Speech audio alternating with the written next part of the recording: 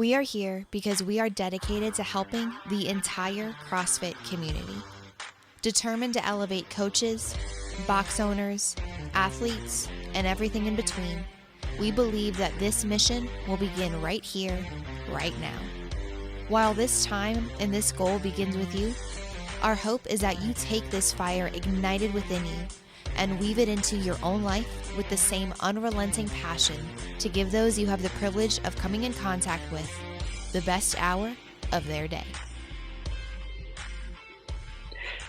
Well, perfect segue. Jason is always cooking. He's a big fan of bacteria bread or sourdough. Nicole, before I introduce you, what do you think of that idea for a restaurant? All bacteria-based foods.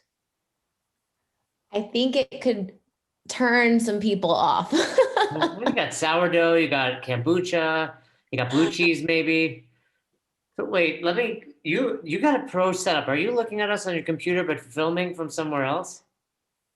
We have a camera a little bit further away than my computer being all up close, yeah. I think we feel very amateur hour over here. I spend all day in front of my computer, so. Are you sitting or standing? I'm sitting. Sitting is the new smoking, Nicole. I know. I did work out this morning though, so we're good. I don't know, no one's really commented on this in our group, but I've been standing the last few meetings. No, Jersey Tony, I'm surprised you didn't say anything. I don't care. Well, Nicole, that is the type of attitude we have here in our coaches development group. Did Jersey Tony's wife put the mirror behind you? Jersey Tony. So let me give Nicole a quick introduction. Founder, owner, Healthy Steps Nutrition. You also have an affiliate there that started. Is that you? I believe you started with the affiliate. I started with the nutrition company and then we expanded to the affiliate 4 years after. Gotcha. And you are an RD, which yes.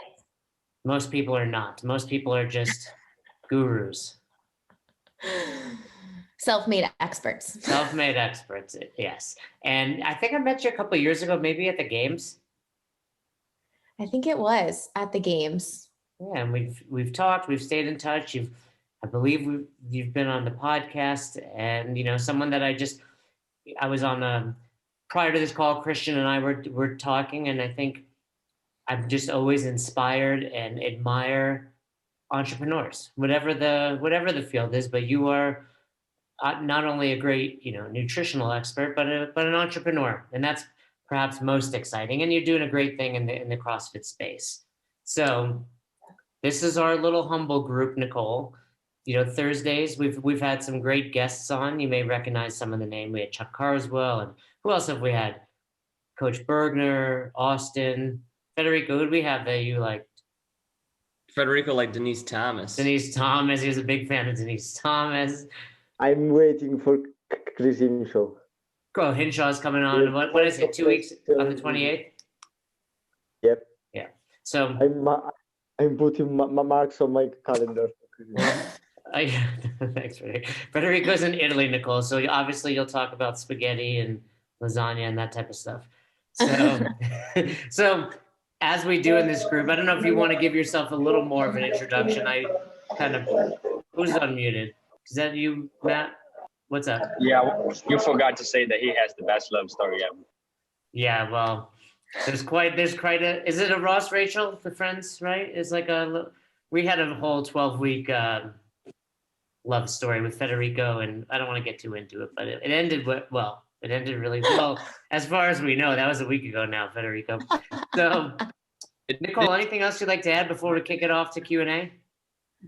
No, just thanks for having me on. I'm excited to talk to you guys today. I think as a coach, we are always on a quest to learn more. So thank you guys for investing your time into Jason's program and jumping on with me today to learn a little bit about nutrition.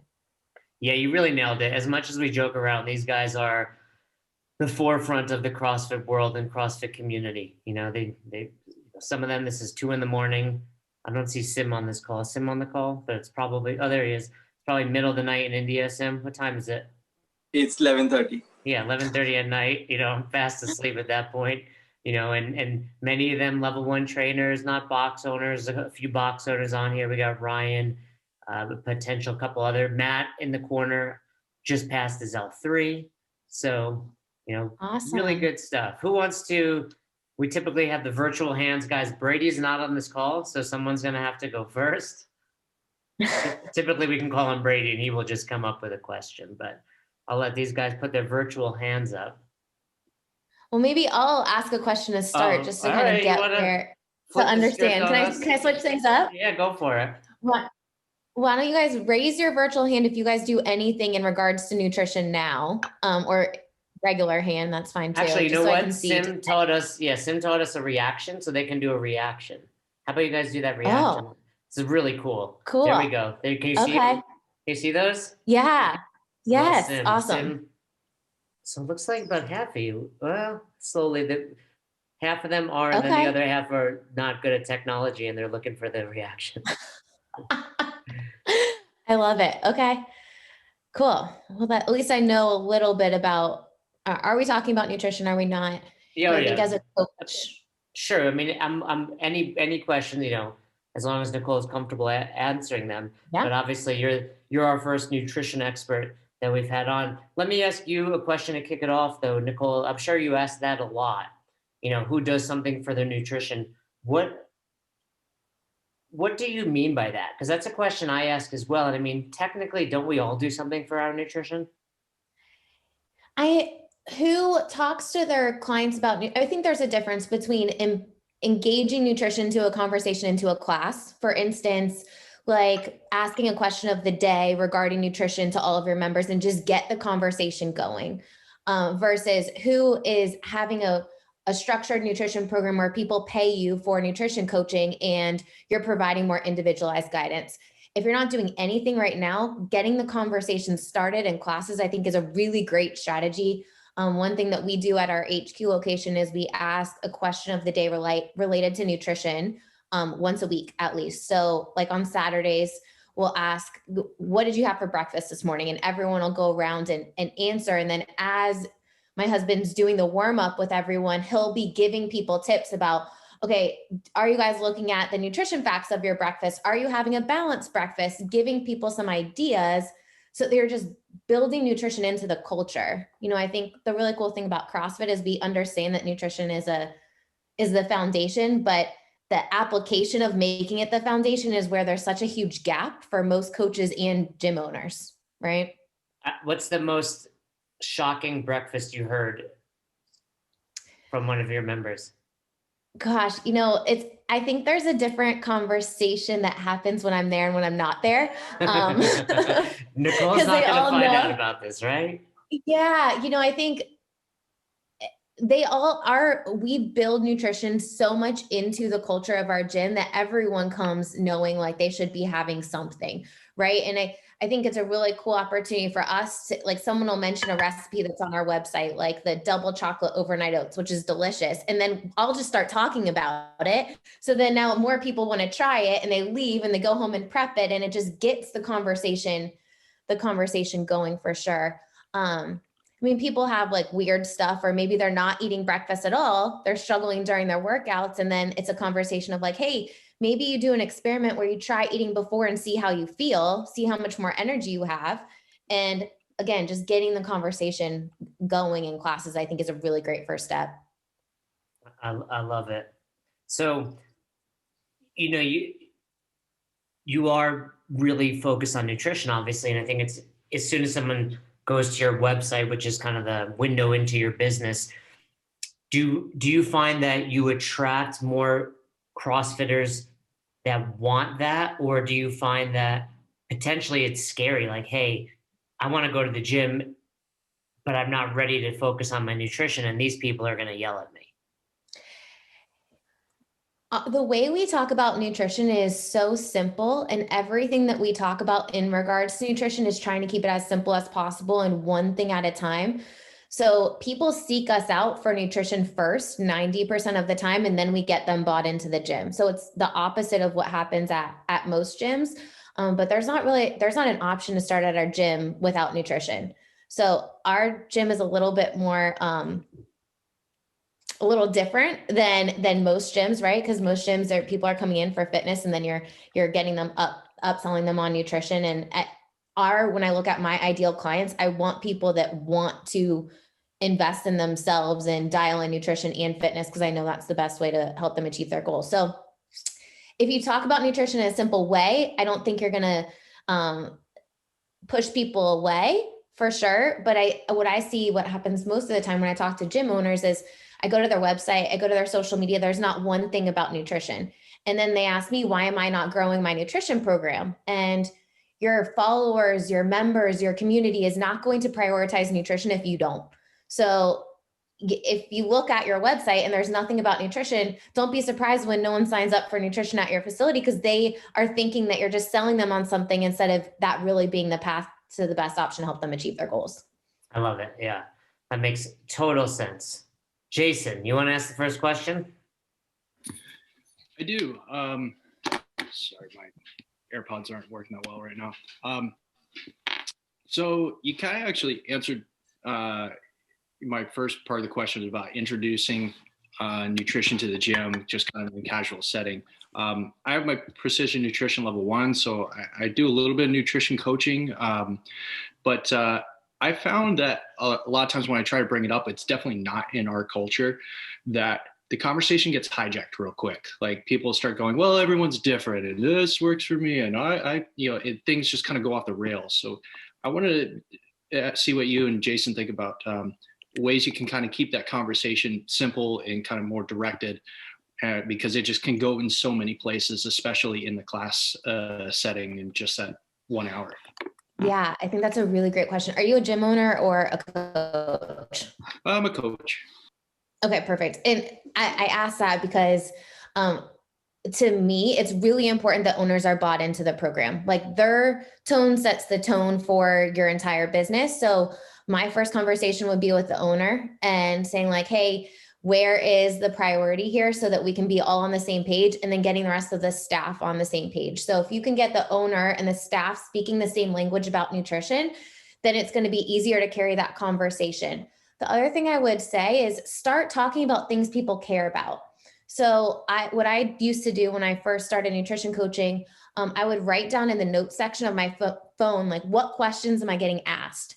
And then from there, I would be creating content around those questions that are relevant. So the open's coming up, right? Like, could you start talking about nutrition for the open and fueling for your workouts? It's stuff that people care about. The other thing I would say is recipes are always a huge hit, and simple recipes. So, hey, if you guys, who likes vegetables, raise your hand. Or, hey, are you looking for a great way to cook vegetables that more people in your family will like them? Awesome. Have you ever roasted vegetables before? No? Super easy. Here's how you do it. Go try it and let me know what you think. So if you keep it simple and actionable, then it just starts building the culture, but it really starts from the owner and the other coaches getting on board, so you're all speaking the same language. What I found is in gyms where they struggle building nutrition programs, I truly believe no coach would not want to help their clients achieve the goals that they're looking to achieve. Right? Like you guys are all investing in yourself right now to learn to help your clients have a better result at the end of the day and for you to become better. But if you don't feel comfortable talking about nutrition, you're not going to talk about it. You're going to be afraid that you're going to get a question you don't know the answer to, and then you're just going to skip over the conversation and move on. So if you make it part of the culture within your staff and just let people know, hey, if you get a question that you don't know the answer to, that's okay. Like send people to me, or let me know that this person asked a question and I can get back to them instead of not talking about it at all. Does that make sense? Absolutely. It's I definitely can get some of the other coaches on board. The owner, it's kind of a blessing and a curse. He gives us a lot of freedom to do just about whatever we want, whether it's programming or stuff we teach or whatever, but he couldn't care less. He runs a business and he likes to go out, and it's not going to come from him.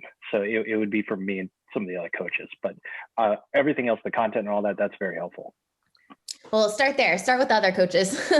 So let me ask you kind of two piggyback questions on that, Nicole. For those that are on here that are coaches and not box owners, obviously the beginning of just starting this conversation is key.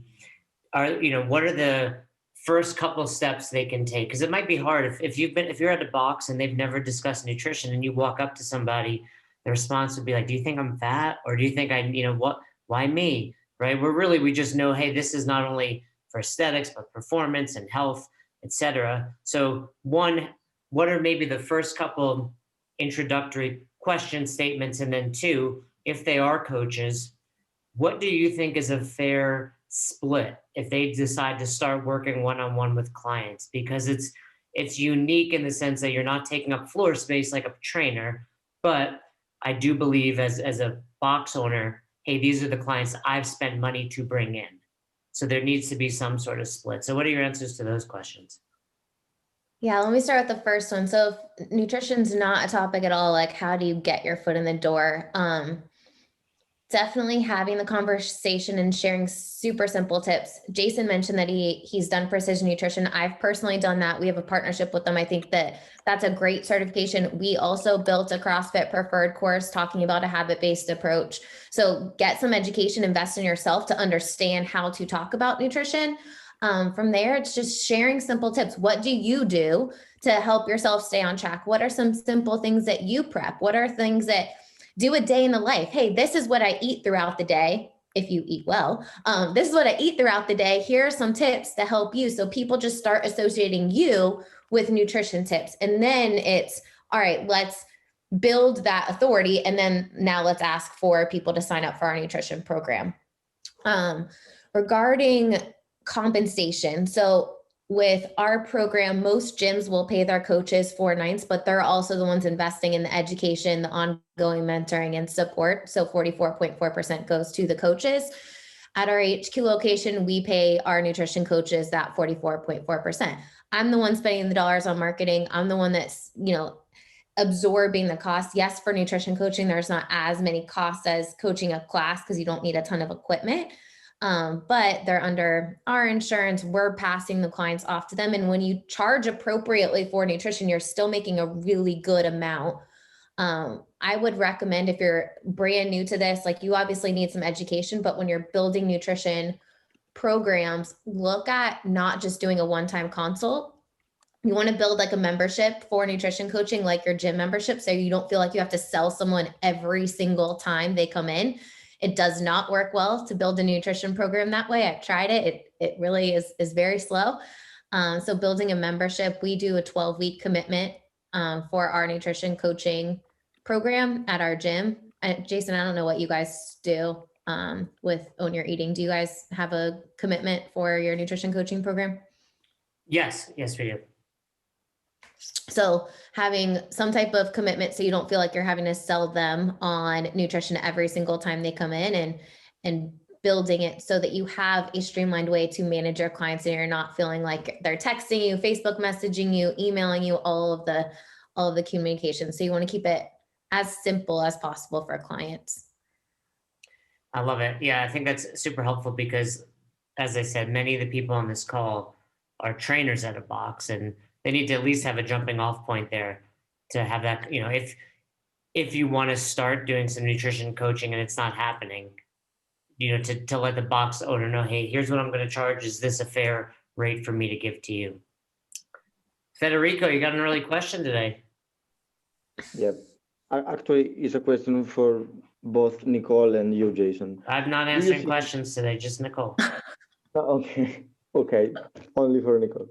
Do you think box owners should sell brachial shale amino acid and whey proteins and other pills? Well, let me explain. We tend to say eat real food, mostly plants, and so on and so forth. But we tend to eat protein shakes and all the other stuff. And when our members watch us that we do, also they want to do. Do you think we should sell those kind of supplements or not? Great question. We also at our nutrition program, we believe like eat whole foods first, but there is a role for supplementation for some people, especially people that struggle getting enough protein in. Omega-3s is another great thing to supplement with. I don't know how it is in Italy, but in the US, if you go to a supplement store, you're sold like a million different things. I've had members of our gym come to me with bags of stuff they've bought because the people at the supplement stores are really good at selling. They end up buying all this crap that they do not need and that's not tested. So having something in-house that you know is a good quality product, in my opinion, is definitely a way to go. We have a scent protein that we sell at our gym. I don't push it on people at all. We talk about whole foods first, yet a lot of people aren't getting the protein they need in, or branched chain amino acids, pre-workout type thing. I don't push that at all. Really, the only thing that we guide people to whey protein, which is the gold standard for building lean muscle mass after a workout. But I really think it depends on your client's goals too, right? Having something that is tested for sure is something that you want to recommend, whether you sell in-house or guide people to if they ask. In the US, I don't know if it's the same way in Italy. There's a stamp on supplement products that are tested. It says informed choice and has a little check mark on it. The supplement industry is not tested. Companies have to pay a third party to test their supplements to say, okay, what's in this bag is actually on the label. And many companies don't spend the extra money doing it, or maybe there's stuff inside the bag that's not on the label and they'll get caught. So many companies don't test their products. So if you are going to recommend something or your clients are asking, it's always good to have a trusted option that you can guide people to so they don't go to the supplement store and are sold on 50 different things that they don't really need. So do you think we should recommend some kind of supplement if they don't reach, let's say, the amount of protein per week? Yeah, so I try to do whole foods first for sure and guide people here. These are some high protein snack options. Here's ways to add in whole foods for breakfast, but to fill in the gaps, hey, this whey protein would be a great thing to have after workouts. We've done a lot of podcasts and different things with Precision Nutrition, and Adam Fight specifically, who runs the Athletic Performance. I think he's been on your podcast. Yeah, Adam's Jason. awesome. Adam's an awesome guy. And he would say the same thing, right? Like you want people to get enough protein in. Most people do not get enough protein in. Having them get a shake, if that's going to help them, then great. But replacing whole foods with shakes is not something I would guide people towards. That makes sense. Yeah, totally. Thank you. If I were going to piggyback, the only thing I would add to that, Federico, is in my experience as a box owner, I've only ever sold things that I actually took myself. Yes. So that'd be, it sounds like Nicole was basically saying that, but yeah, it wasn't a supplement shop selling metrics bars and, all sorts of crazy pre-workout. It was, this is the protein I'm taking right now, whatever it was, and we're selling it for that, for that reason. Yep. Agree 1,000%. We don't sell anything at our gym that we don't take ourselves for sure. Yeah. And if you are going to sell stuff at your box, keep in mind you and your staff will eat your profits most of the time. Yeah. When we started selling Killclip, I was like, I'm losing money. So, by the way, did you see those the Rogan Killclips are like $7? That's crazy. Have you guys seen that? What? Absurd. You saw it, Jersey Tony? Yeah, I have a subscription for Killclip, but I only get the regular ones. I don't get that Joe Rogan infused, all that nonsense. And by the way, Nicole, the strawberry scent that just came out is amazing. Okay, so we have a recipe on our website that is a strawberry shortcake smoothie. You know those like popsicles when you were a kid that tasted like a strawberry shortcake with like the crumbs? They literally taste exactly like that. It is. I'm gonna put it in the chat. You guys have to try it. Put the link in there. I didn't get the strawberry one. They used to make a chocolate one too. Yeah. But hey. Strawberry is really good. So throw that in there. Yeah. Anyway, Rogan was drinking one on his podcast and I was like, oh, I got to look this up. I was like, $7 for a Killclip. This is crazy. All right. Tony UP. Hey, Nicole. Just to kind of piggyback on Federico's question. What are your thoughts on some of the other more common supplements, creatine, pre-workouts, other random things that people buy at GNC? I mean, I know I use creatine, and I'll throw some dextrose in a shake. But some of these other things, just from a nutrition standpoint, what do you think? I mean, caffeine even, for pre-workout or coffee, not to Yeah, I coffee, personally, but for sure, I drink coffee. Definitely. I think it really How much goes to coffee do you drink a day, Nicole? Too much. It's not good. What's I don't want to hijack Tony's question, but what's the, because I drink, love coffee. What's the threshold where you say this is more than you should be taking in? Yeah. That's a great question, because I don't know that I practice what I preach there. Like No, it's just not about practicing what you preach, but what is your number?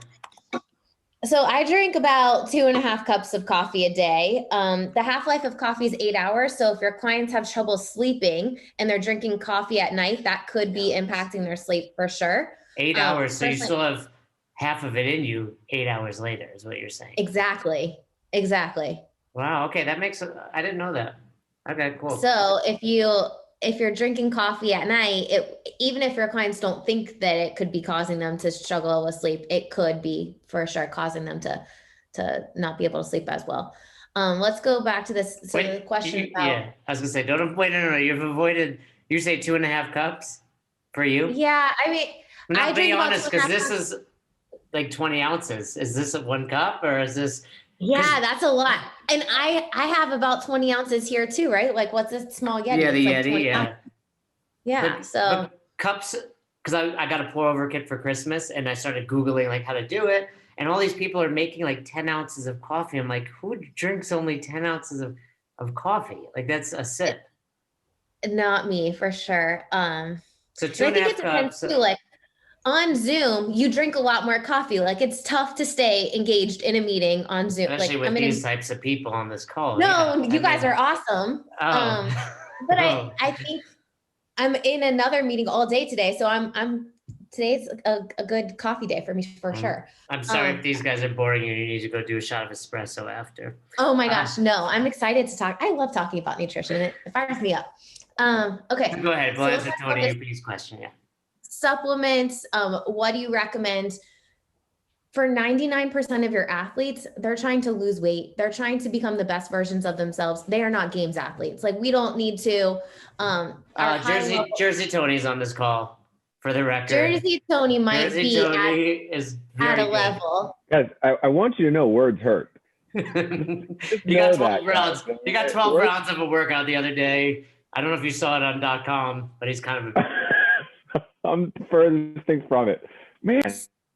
So I think, you would have to look at your client's goals, right? Like if it's a performance athlete, then yes, maybe dialing in a little bit more supplementation, a little bit extra would help them.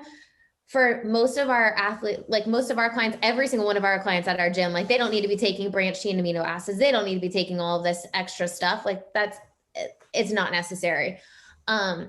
For a pre-workout in a CrossFit setting, when your heart rate is getting jacked up during a workout, taking more that's going to jack up your heart rate, I don't think is the best recommendation for your clients.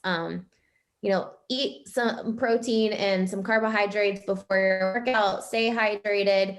If you have a cup of coffee, great. Some of these pre-workouts have 300 plus milligrams of caffeine in them. 2 cups of coffee worth, that is way too much for someone to be having right before they work out when their heart rate is going to get jacked up. So just be mindful of what you recommend. If you have something, like how much caffeine is actually in it. Someone put in the chat, it's about 150 milligrams of caffeine for 1 cup of coffee. So if you think like 300 to upwards, sometimes more, that could be 2 cups of coffee in 1 shake. If they did have coffee before that, that's just a lot of stimulus to your heart when you're already putting a lot of stress in your heart during a CrossFit workout. For those of you that take pre-workout, I would challenge you to take some time off, because I was a big pre-workout guy many years ago and realized when I didn't take it, I actually performed way better. I mean, for me, because your heart rate gets jacked up, like Nicole is saying. It's great for, your bodybuilding workouts or maybe a heavy day where you're not going to purposefully, get metabolic, but man, you guys are off on the tangent about the C4 over there. Hey, Nicole, I know Jersey Tony has a question. Federico's got another question. Let me give you some quick hits. I watched an episode of Joe Rogan recently. He had this doctor on. Big focus of mine right now is obviously just overall health with everything going on. Let me throw some vitamins at you that I started taking, and you tell me your thoughts on them. Yeah. Right? What do you think the role of just D3 right now is? Vitamin D. I'm great. There is a lot of research around D3, especially where you live, right? So if you are in a higher state that doesn't have a ton of sunlight, if you're not going outside, where you would make D3, like where you'd make vitamin D, absolutely supplementing. People that are overweight or obese tend to have a vitamin D deficiency because vitamin D gets stuck in your fat cells and they're not able to use it. So absolutely, for a lot of clients that are struggling with weight issues, vitamin D, and even in general, it's not going to hurt you. I think that's great. How about vitamin C?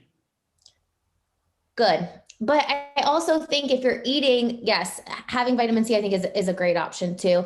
I encourage my clients to eat different color vitamins or different color fruits and vegetables. So they're getting the vitamins and minerals that they need, focusing on whole foods first, looking at raw vegetables instead of just cooked is going to be a higher bioavailability of the vitamins that you're taking versus a supplement. If your clients are just taking a ton of supplements, you end up peeing a lot of that out because you're not absorbing it. So whole foods first should be our recommendation number one, but vitamin D and vitamin C, I think are fine. What about a probiotic? Yeah. I mean, we're getting down. So what I like to do with clients first is focus on, let's make one small change of let's get you eating more healthy foods first. And then let's dial in the details with all of the other things a little bit more down the line. A probiotic's not going to hurt anyone for sure. I would look for one that's tested because in the supplement industry, right, you don't really know what's in that probiotic is actually what's on the label. But it's not going to hurt you by any means. Like, great. Yes, absolutely. So, but what you're saying is for most people, not for most people, for all people, none of that stuff matters until you fine tune your nutrition. Let's start with the basics of eating more. Like if you're eating fast food and crap all day, having a probiotic is not going to like push you to be this super healthy individual, right? Let's start with getting more healthy food first. I think, what you're saying about, there's a huge trend with people wanting to be healthier right now and understanding like what they really need to do. I don't know if you've seen like the continuous glucose monitoring things that a lot of people have done. I'm wearing one right now, just testing what's going on the inside of my body after I eat certain foods and comparing it to how I'm sleeping and how I'm recovering. Like there's so many different factors. Most people have no idea what's going on the inside after they eat a certain food. And it is super eye-opening. I'll just say that for sure. Yeah, my wife was doing her glucose many times throughout the day because of the pregnancy. So it was interesting to see how her body reacted to different foods or exercise. So there used to be this idea of outworking a crappy diet. Do you think people this day and age are trying to out-supplement a crappy diet? I think the supplement industry is a billion-dollar industry where companies do a really good job making people think that if you take a supplement, it will counteract other things that you're eating. And that's not the case when you look at the science. Makes sense. Jersey Tony, I know you had a question. Hey, Nicole, thank you for taking time out of your day for us. Yeah. So I guess the question I have is more methodologies of nutrition. So, I mean, I'm asking for myself, let's just put it that way. And because I like to try it and then I can suggest it. So I've done paleo, I've done keto.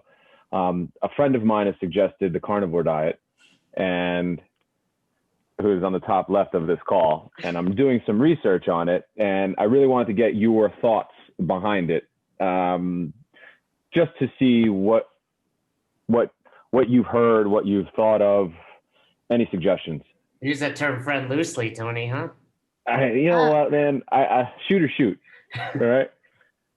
I think there's no harm in experimenting and trying things and see how you like it. When you're working with clients, the more simple you can make their program, the easier it will be for them to follow, the more likely they'll stick with it long term.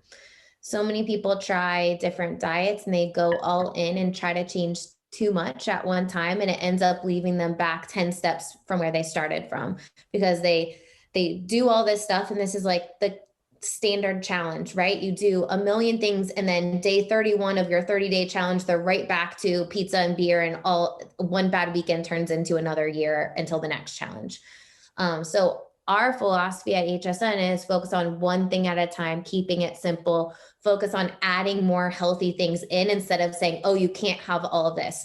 If I tell you can't have a cookie, now all of a sudden everyone is wanting a cookie right now, and you're going to figure out how the heck you can get one. But if we just say, hey, I want you to focus on adding more vegetables in. Here are some awesome ways to add vegetables into your diet. Here's some easy, simple tips. Let's do that first. And then once you're consistent with that thing, let's add the next thing to the plate. Is the carnivore diet bad? No, I think it's actually going to decrease inflammation. And I think that there's some really good benefits. Is it really extreme for 99.9% of the population? Absolutely. Fair enough. Fair enough. And you know, he's referring to me, Nicole. Thank you. In case you didn't know that. But yeah, I think it is extreme, but that's the part of me that likes it. You know, it's so extreme that it's easy. You know, we talk about those concepts of simple, complex, simple. It's on the far side. It's like, is it me? Where the F do you buy beef talon? I mean, I'm not sure. Get that at the grocery store. It's just really? Get ghee. Yeah. Just save your fat when you cook something. I remember going and speaking at a Barbells for Boobs event, and Z was doing the carnivore diet for like months before I had gotten there. And she ended up eating carbs while I was there, and then was sick for 2 days because her body had down-regulated all of those enzymes. So just keep that in mind. If you go super extreme and then you try to, like, if Jason had not had any type of, if he was following strict carnivore for a while and then he went and had pizza, he probably would feel like crap after, like way worse than normal, because his body has down-regulated a lot of those enzymes to break that food down. So if you're going to go extreme, just make sure that you are talking to your clients about the process of going and then undoing it if they decide they don't want to do it. Yeah, and people ask me, hey, do you have cravings? And I say, yeah, but at this point, I'm worried about what would happen if I eat that.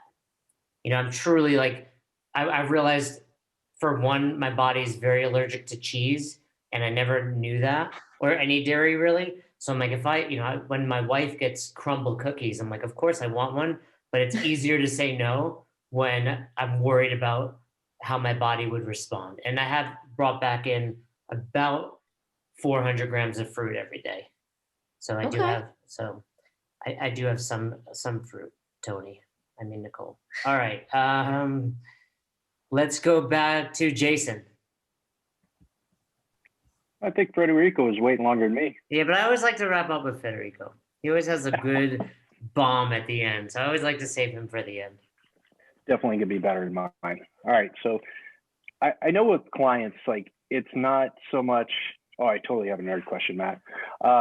With clients, the importance of food quality, you think more getting control of quantity first and then kind of going to quality, I would think would be more important. So part one is, do you agree with that? And part two, that there's, without having the, your level of education behind me, I just had the PM1, there's so much data and research about whether it's, say, like GMOs or organic and all that kind of stuff. There's like fights and research on both sides of it. And it's a very confusing thing because everyone has a PhD behind them and claiming by their research, and it's hard for essentially the layperson to figure that out.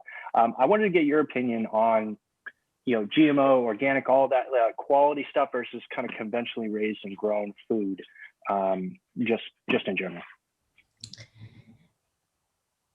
So I think it really depends on where a client's starting from. If they're starting from no vegetables at all and no fruit, then having something is better than nothing. If they're already having some vegetables and a priority for them is food quality, then yes, of course. Personally, we buy organic. We don't have some of those high GMO foods at our house, but that's important to me. And we've already dialed in a lot of the other details.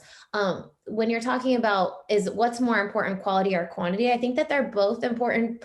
For me, I think the quantity side is really confusing for a lot of people. If you say, hey, I want you to meet these macros, like people don't even know what a macro means, let alone how to meet it for the day.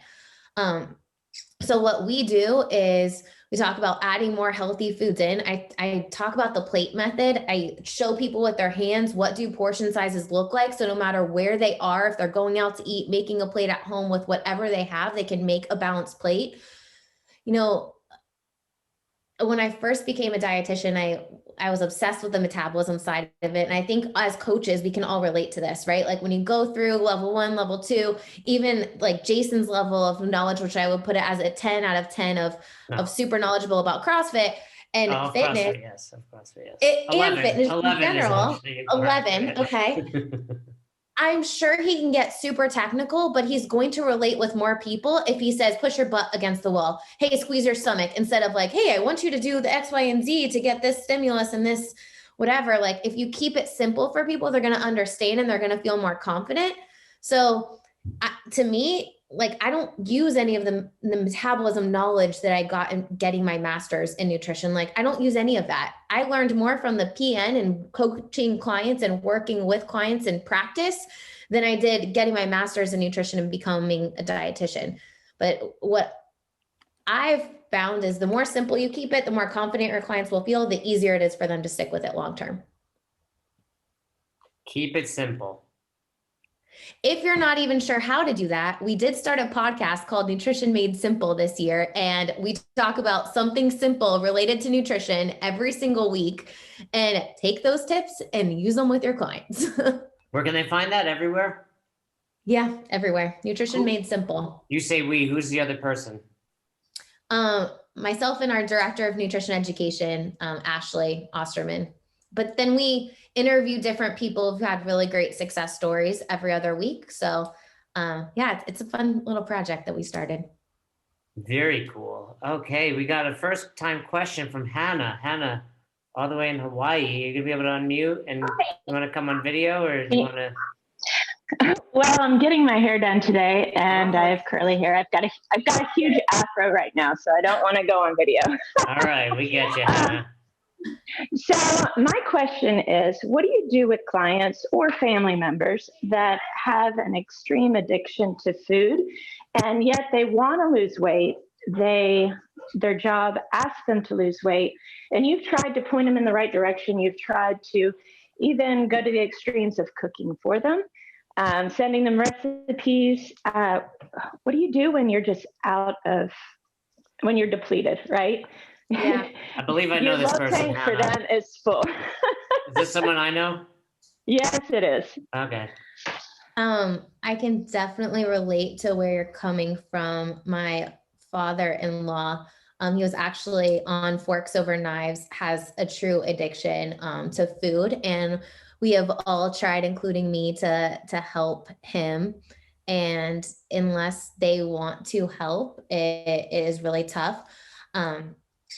Some things that we've done in the past and just sometimes if it's a family member that's really close to you, having a third party help is actually better, because you could end up like getting a rough with that person because you are trying to help, but then maybe your help is not the way that they're responding well. So having someone else kind of work with them is sometimes beneficial, and asking them like, how can I help you? What can I do to support you? Like, yes, I'm here to support you. Of course, I understand why you want to get healthy, but coming from you, how can I help you? And figuring out what's going to be the best way that they can respond is something that's worked well in the past for us. It sounds like if it's someone that's really close to you, you're probably on board. So it's something, that they're struggling with that's close to you. So if you guys are eating the same foods and then they're going and eating more later or something like that, in regards to addiction, what's causing them to do that? Is it their form of stress relief? I think a lot of people use food as comfort or stress relief. And let's be honest, it's been a super stressful season that we've been in. So helping clients navigate what else can you do to manage stress. for a lot of people, it's exercise. So can you go out for a walk? Are they going to the kitchen because they're bored? If you are bored and you want something, can you have something that's a little bit healthier for you? I have raw peppers cut up in my fridge in bags of them. So if I want a snack, I will easily go grab that if it's not really like a time to eat. So I think you just have to get creative, but sitting down with the person and asking them, how can I help you? And figuring out the root cause behind what the addiction looks like will be helpful. If it's stress relief, then again, helping them navigate other healthier forms of stress, and helping them really understand their why. Like, why do they want to lose weight or get in better shape, and really bringing them back to their why is an important piece of the process that you can do as a coach with your clients. Love it, Nicole. That's great advice there. And I think, that's something that we've discussed very early on, understanding your why. Miles. Hello, Nicole. Thank you for joining us and answering our questions. Yeah. My New Year's resolution was to get better sleep. I've really been struggling with getting quality sleep, and I just got done reading a book, and they really suggested a high quality supplement of magnesium. Now, so far it's been going really well, but I've changed some other variables. I wanted your opinion on the magnesium supplement, and also maybe some foods to help me with my sleep. Yeah, that's a great question. Magnesium definitely does help with sleep for sure. There's proven science behind that. Doing this continuous glucose monitoring experiment that we're doing. So I have a machine in my arm right now through Levels, and the guy who started it, actually, he's a CrossFit athlete as well. I can track to see what I'm eating and then compare it to how my blood sugar is and how I'm sleeping. And what we found, and there is trends with this, is when you eat a lot of carbohydrates at night, or even just higher carbs or sugar at night, it tends to make your fasting blood sugar elevated all night, which causes you to lower your amount of sleep, or have decreased quality of sleep. So I would look at what you're eating late at night too, or just even for dinner. If you're having like a big pasta meal, or even, let's say, pizza, or even ice cream, or a dessert, that could cause your blood sugar to be elevated all night and impact your sleep for sure. So I would look at kind of correlating what am I eating at night to how am I sleeping too, which I honestly had no idea that would be the case. That was one of the surprising things that I found by wearing this testing machine. I appreciate that. And that's interesting, because lately I've been hearing a lot of talk through, I guess, more internet influencers who's saying that, timing's not that important. And, maybe oats before you go to bed, with some, maybe some casein protein will help you better. And so I was implementing some oats, but now it's like a decaffeinated tea. That's about it. But I appreciate your input. Thank you. Yeah, of course. I think for every person, it's a little different too. Like, my blood sugar is more sensitive. My husband wears the same machine, and we eat the same thing. And then we test, like, what's my sugar doing versus his sugar? Like, we're super nerdy. So I know that his blood sugar goes not up as high. My blood sugar will go up higher and stay up higher longer than his will. So, I mean, just see if you have any correlations, but if the magnesium's working well, then awesome, stick with it. I mean, there's other things that you can do regarding sleep habits too. We have a podcast episode on sleep and nutrition, kind of having a good wind down routine and jotting things down so you don't have a ton of stuff running in your brain, turning off the electronics, having a dark room, keeping it chilly. Like, there's a lot of things that you can do to set up your room for success, not just what you eat in supplementation. Piggybacking off that, Nicole, do you find there's a threshold for time similar to caffeine? For example, with switching to carnivore, I tend to snack less and then obviously have less carbs pre-bed, but I have definitely noticed if I eat closer to bed, it takes me longer to fall asleep and I don't get as deep a sleep. Do you notice, or do you know of a recommended time frame? Hey, try to, not because, calories are different after 8 o'clock as people seem to think they are, but more so for sleep quality. Yeah, I think For people, it's definitely different. We try to recommend not eating within 3 hours of going to sleep, but you're right. And I notice the same thing with myself, and a lot of our clients do too. And I like to pose things as experiments, like, hey, why don't we try this? Instead of saying like, hey, this is the black and white answer for every single person. There's not one size fits all model for nutrition for every single person. So, hey, try doing this and see how you feel, and then report back to me. And then let's notice the changes. Is it better or worse? Right? Yeah, so just testing things, just like, Exactly. that's really what it comes down to for most of these nutritional pieces of advice, right? Test it, see if it works. Exactly. Yep. I put the podcast link in the chat. Someone asked about it. Is that's your original podcast, and then there's a new one as well? The original podcast is called Grow Your Nutrition Business. That one is geared towards coaches and owners. So that one actually would be a great one for you guys to listen to too. Every single week, we put a new episode out regarding building a nutrition program. Most of the time, it's specifically related to gyms, just because that's the audience that listens to it. This new one is really more towards client facing. So things that you could listen to that would help your clients, or you could just send it to your clients too. Very cool. So I know we still have Federico's question. Any other questions before we get to Federico?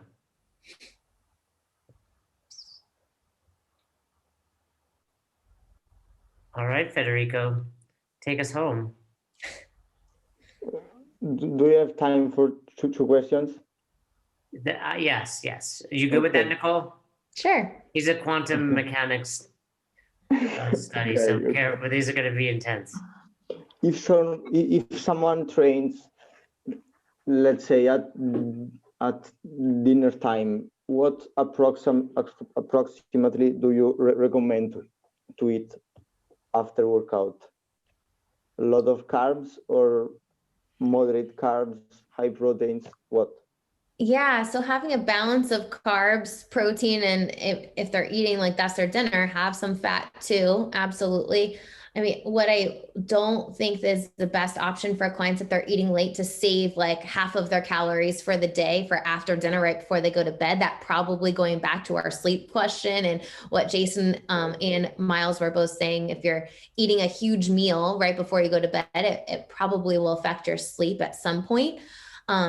So I would say making sure that they're getting a balance, fueling their body throughout the day, and then having a balance of carbs, proteins, and vegetables, healthy fat as a dinner. A lot of our clients, depending on like the ones that do night workouts, they'll bring a protein shake and have half of it before a workout, half of it after, and then go and eat dinner later. It depends too. Like if your client's working out in the evening, are they going and running some errands and doing other things before they get home? Like, let's get something in our body. I think it really just is a personal question on what clients' routines are. If they're going right home and having dinner, then they don't necessarily need to have a protein shake right after, right? Okay. Yeah. Second question is about what you said before. You said that the general population just need to eat before the workout some carbs and protein, right? So when you're talking about what to have around your workout, fat slows down digestion. So if you have a bunch of fat before your workout, you're not going to be able to use that for energy.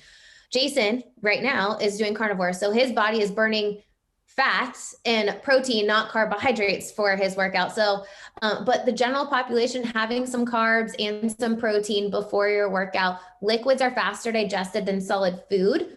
So if your client says like, I feel nauseous if I eat before my workout, okay, not a problem. Let's try some liquids. Maybe you do a Greek yogurt or an applesauce with a little bit of protein powder or some half of a protein shake or a smoothie. Something that's liquids over solid food will help clients that feel like they get nauseous if they eat right before their workout. My question was more about how protein can improve your workout, because I know that protein split into amino acid, and some amino acid do produce transform into glucose, but this reaction is too slow to happen before a workout.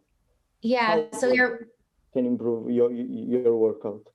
So really what's going to help you improve your body's main source of fuel during workouts is carbohydrates. So having the carbs before is what you really want to focus on. I'm not saying eat a donut or have like a giant bowl of fruit before your workout. I'm sorry, Matt. You want to, yeah. So I understand what you're saying. Our recommendation, having a little bit of protein, carbohydrates around your workout. Most people, especially if they're working out in the morning, having something instead of coming to a workout fasted, so they have a little bit of energy, is actually going to help them perform. And overall for the day, if people aren't eating consistently, it's going to be tough to hit your protein goals. The question that I get asked often by CrossFit coaches and just at CrossFit athletes in general, like, does it matter if I have a shake more than it does what I eat for the day? And just because you have a shake after your workout and you're not fueling yourself throughout the day is not going to help you perform even better. Like you should care more about what you're having and the quality of what you're having throughout the day than just what you had right after your workout, if that makes sense. So I care more about what clients are doing for the whole day than just having a protein shake. Like that's not a Band-Aid that's going to cover up a crappy diet, if that makes sense. Yep, totally. Yeah, have you ever had to have a conversation? You know, one of the things I see a lot these days is the post-workout Sour Patch Kids or, you know, the sugary foods. And Yeah. I always try to tell people, like, you're not good enough at this CrossFit thing to be taking in Sour Patch Kids. Like, you don't deserve those. You didn't work hard enough. You know, it's, you know, and how do you approach those types of people that try to like get so sciencey? And it's like, you're going to drink all weekend, you know, like, don't worry about these 30 grams of carbs you think you need after a 8-minute Fran. Yeah. Yeah. Yes. What would you say to them in a nicer way than I do? Yeah. You know, I think, hey, what are your goals? Let's go back to your goals. And people don't understand what sugar does in the body. Like they have no idea how that's going to impact and inflammation and all these things. Yes, your body and your cells are more responsive to glucose. So if you're going to have Sour Patch Kids, having them after your workout's better than first thing in the morning or late at night, for sure.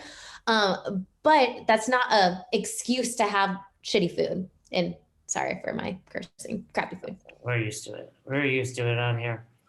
Actually, I was watching, do you guys watch that thing on Netflix? Like, shitty's not even a bad word anymore. People like, thanks, Matt. Christian, I saw your hand was up. Did you take it down? Yeah, I did. I mean, you basically answered my question. I was going to ask about her opinion on like that. A lot of people talk about that 1 hour like anabolic window after a workout and replenishing your glycogen stores. But she basically answered that question is like, if you're eating shitty throughout the day, what does that really matter? Well, I think it goes back to the supplement question as well. Like, hey, you're worrying about this little tiny thing. There's so many other, like, worry about whole foods, worry about your sleep, like Miles asked about, you know, worry about all these other, then I think it, you know, my opinion is it's like I said, people try to out supplement. Like you're doing this because the hard thing is to eat well 7 days a week and not go crazy on the weekends. And more importantly, and it's not people's fault. Like in my opinion, it's not their fault that they think Sour Patch Kids is appropriate because they see someone with a 6-pack who's doing that and they think I can get a 6-pack by doing that. So you have to like help them understand, hey, Whole Foods, what they're not posting about is the meals that they prep for breakfast, lunch, dinner every single day. What's sexy and what's fun is the donut after the workout. So just helping people understand, yes, there's a place if you want to treat, have it, let's move on. But don't use your workout as an excuse to out exercise a bad diet. Yeah, I think, you know, people see the Matt Frasers and the Tias and they're like, oh, they do this. I'm like, they also sleep 10 hours a night. They have a massage therapist on call. Like Matt got a bed delivered to his hotel. They don't have 3 kids and 2 dogs and one that pisses and 2 guinea pigs everywhere? Yeah, work for iHeartRadio. You know, they don't, you know, they're not doing that. Tony UP, last question. Yeah. What are your thoughts on carb loading for like long endurance events? Yeah, that's a great question. When you look at the science behind carb loading and what most people do, and I work with we have a huge gymnastics facility in our town, and they breed college gymnasts. And this is a question that comes up with their parents because they're like, I'm going to give my kid the night before a meet is a big bowl of pasta and it's going to help them perform better.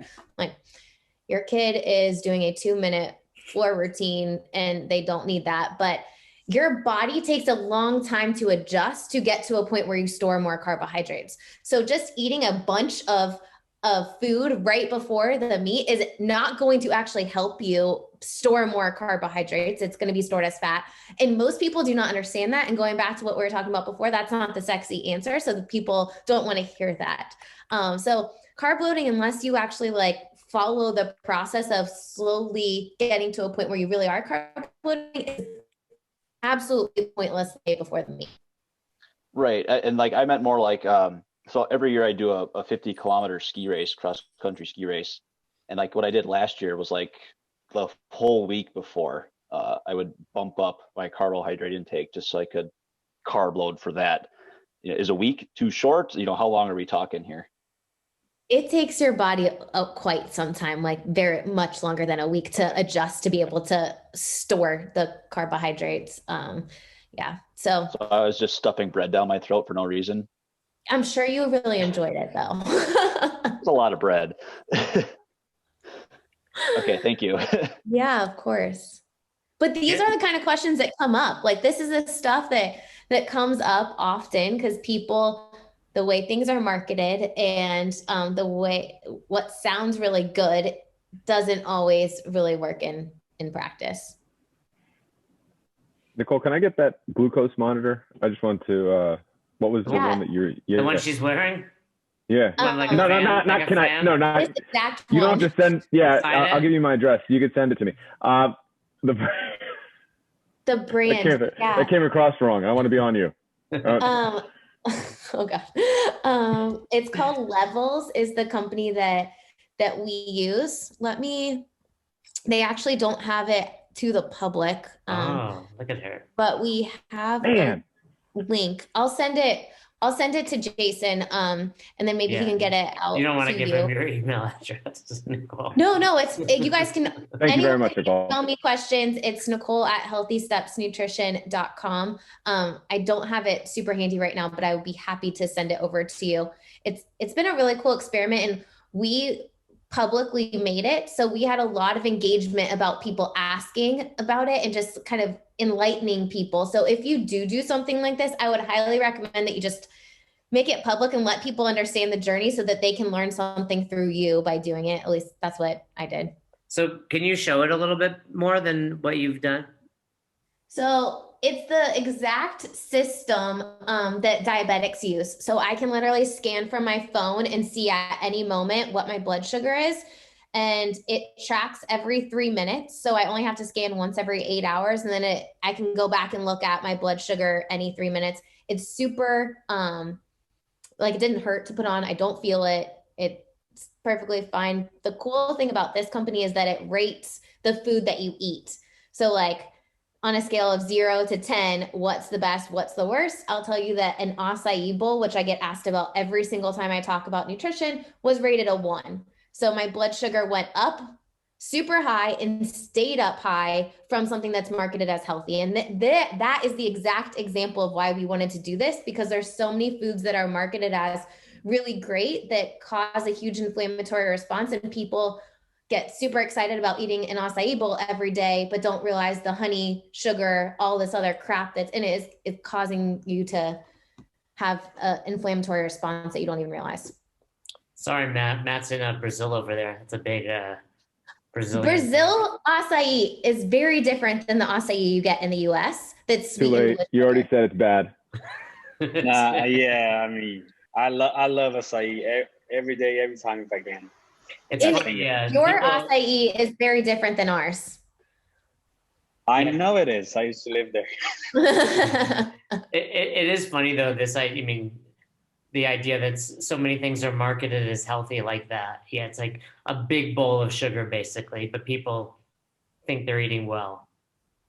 Well, and that's where you as a coach can come in, and going back to what we were talking about with how do you incorporate this into a gym, those simple tips will open people's eyes and let them understand, hey, I'm not feeling well. I've hit a plateau. I am getting tired during my workouts. I have these afternoon crashes. What is actually causing it? And you guys can help connect the dots with where nutrition fits into their plan for achieving their health and wellness goals. Very cool. Hey, Sim, since you seem to be grabbing these, will you grab all the links Nicole has posted and throw them in the Slack group, please? So we'll make sure they don't, because I think they'll disappear otherwise after we get off of this. So Sim will compile them there. I'll send you an email too with some links. And whatever's missed, I'll throw in there. And I'll make sure Tony doesn't get it. So and we appreciate you coming on, Nicole. That was super insightful. And one thing that I pick up from that is coaching nutrition is no different than coaching fitness, right? Keep it simple, lead by example, and meet people where they are. Absolutely. All right. Well, Nicole, it's tradition around here for everyone to leave awkwardly at the end of every call. What they're going to do is unmute and they're going to say a little something to you. So at some point we'll just disconnect, or feel free to hang up whenever you want. But they're going to slowly say their goodbyes. But we appreciate you coming on as always. Super insightful, super knowledgeable, and I'm sure many people will reach out to you to find out how they can start incorporating more at their box. So thanks again. Awesome. Go ahead. Thanks for having me. Bye, guys. Yeah, he does. It's always that awkward ending phase that Fern says. This is so weird. You've made it way weirder. Thank you, Nicole. I don't think it's weird. I think you think it's weird. Thanks, Nicole. Thank you, Nicole. Bye, guys. Thank you. Thanks, Nicole. Thank you. Bye. I told you. Bye. I think she got up. She was smart. She got off this call. That was really awkward. You should just make us say bye at the end of the podcast. That should be your thing. Goodbye, everybody. See you in the group. I'll post all those links. So you never miss an episode of the podcast, subscribe to our YouTube channel and on all major podcasting platforms at Best Hour of Their Day. Thank you so much for tuning in and for being a part of the best hour of our day. See you next time.